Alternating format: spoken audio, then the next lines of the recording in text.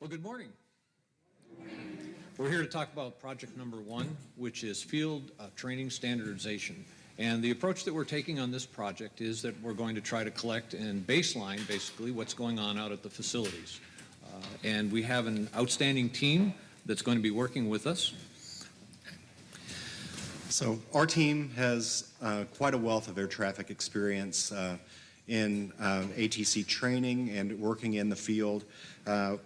We have Dr. Dion and I from the University of Oklahoma are Dr. Dion is the PI, I'm the co-PI on this project.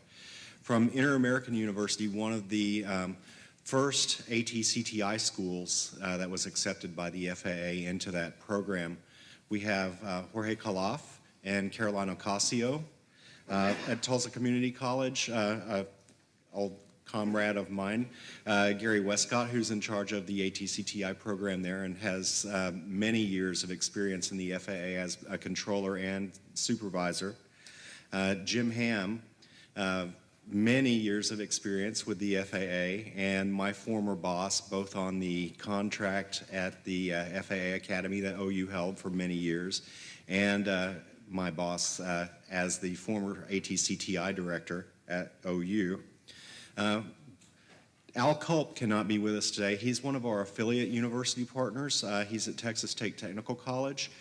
He's a former controller and supervisor from the FAA and now leads the ATCTI program for Texas State Technical.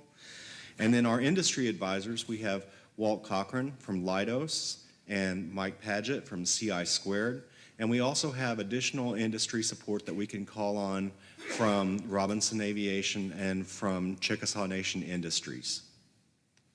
So you can see we've got quite a diverse team, and hopefully with this team we're going to lead an analysis that will start out with a process of data collection. The data collection is going to take two forms. One is going to be a quantitative survey, which we hope to deliver in an electronic format out to different facilities to collect some base data. From that information, and based on some analysis, we hope to then devise a questionnaire and go out and do a qualitative study with certain sites and locations that will be diversely distributed through the U.S.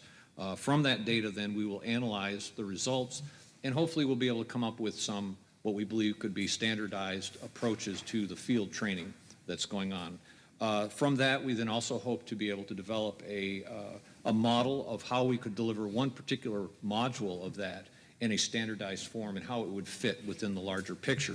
So from that, we then will be writing up a complete report, which will include some literature review and analysis of what else has been done in the past in this area to make sure that we have all the latest data and information about the topic itself. As far as the schedule goes, this is just a broad picture of the schedule that we're working against. We've been working on the scope definition for the past period of time, and we have also worked with the local IRB office to ensure that we're covered from an institutional review board. From that point forward, we're going to complete and submit our application, hopefully get approval to proceed with that process, and then go ahead and get the electronic version of our survey sent out and then go into our interviews. So this is just a basic schedule. It will be revised as we move forward. And take to the next step here.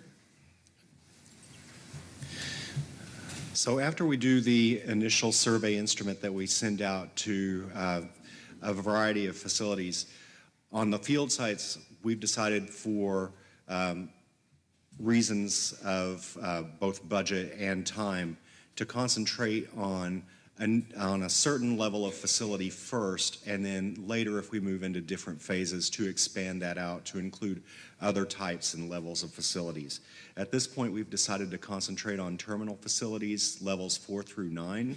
The reason being because they are likely to have the least level of standardization, and so it might give us more pointers toward how we could move toward an additional standardization. The facilities that we're going to look at are the FAA Academy as a baseline, and then we've looked at several facilities that are possible in the DFW area. Dallas Love would be a larger facility that we would look at, but we also have the possibility of looking at Dallas Addison, Alliance, Fort Worth Meacham. The Tulsa area facilities are convenient for us, and so both Tulsa International, which is a level 8 facility, and Tulsa Riverside.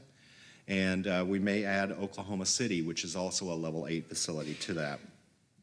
Our partners at Inter-American are going to go on visits with us to San Juan International, and we will also visit St. Thomas because it's in close proximity, and the other FAA facility that's in the Caribbean. We've also discussed adding Kansas City facilities because we have downtown and international close by. There are other facilities that we could possibly leverage, like Springfield, Missouri, and Wichita, for example. We have the capability of going to facilities in the Central Florida area, like perhaps Orlando Sanford, St. Petersburg, Fort Pierce, Sarasota. And then we may add some facilities in the metropolitan DC area as well.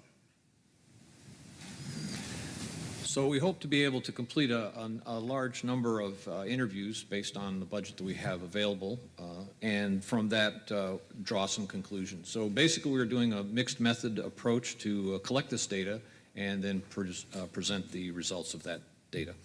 Thank you.